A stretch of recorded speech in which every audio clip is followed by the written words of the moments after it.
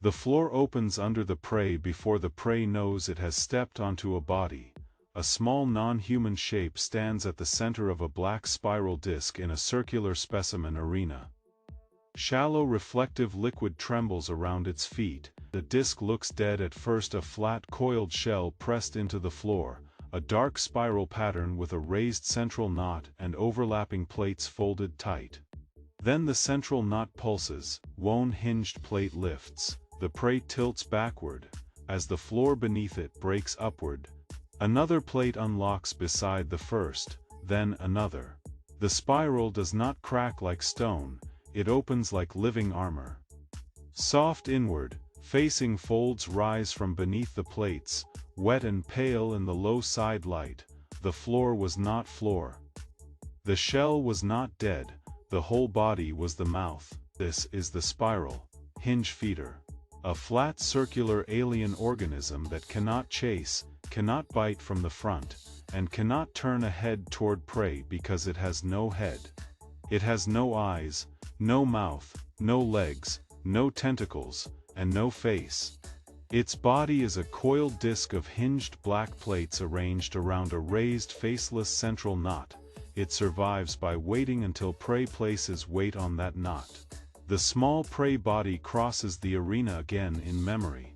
The specimen arena is simple, a circular floor, pressure rings, shallow reflective liquid, and a low overhead shadow that makes the spiral look like part of the ground. There is no corridor, no cave, no forest, no black void. The arena exists only to make the trap readable.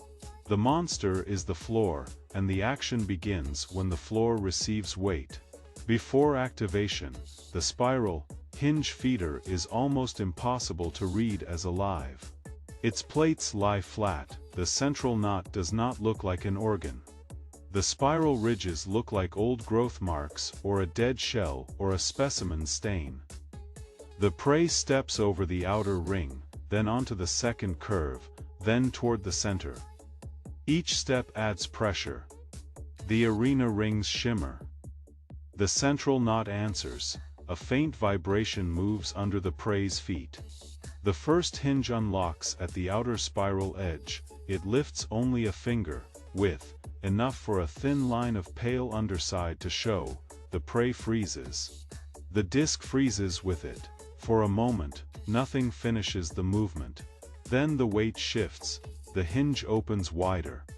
The spiral plate folds upward from below, carrying the floor with it. The prey loses one point of balance, a second plate rises behind it. A third plate lifts near the central knot. The creature is not opening a mouth at the front. It is turning its entire body vertical around the animal standing on it.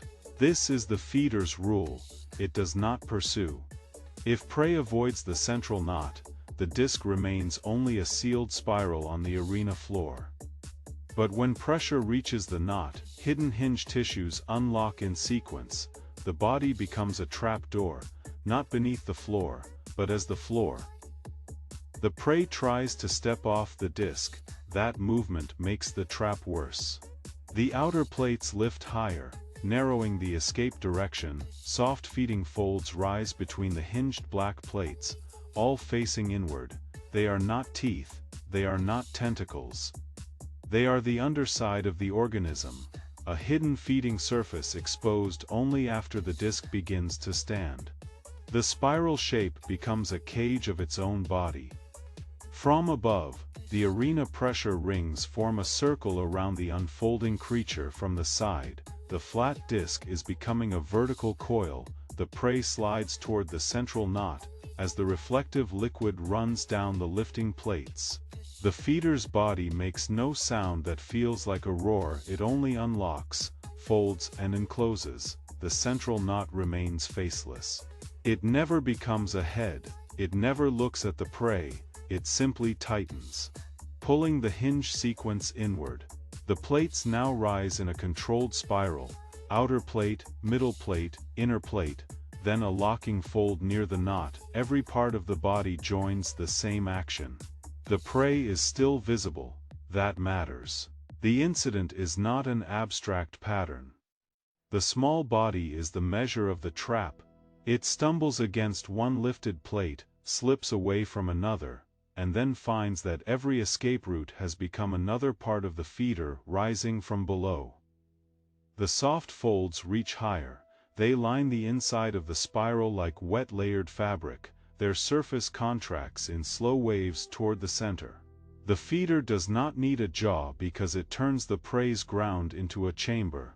It does not need to swallow because the prey is already inside the body once the plates close around it.